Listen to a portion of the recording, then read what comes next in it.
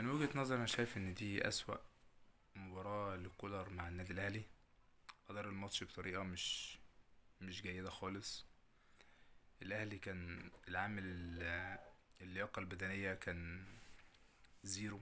يمكن من بداية من نهاية الشوط الاولاني هو الاهلي كان واقع بدني بطريقة ملاحظة جدا. غلطات الشناوي ما زالت مستمرة، ضياع الاهداف ما زالت مستمرة. نقص الخبرات في المحافل الافريقية، اللي احنا المفروض ان احنا اساد القاره.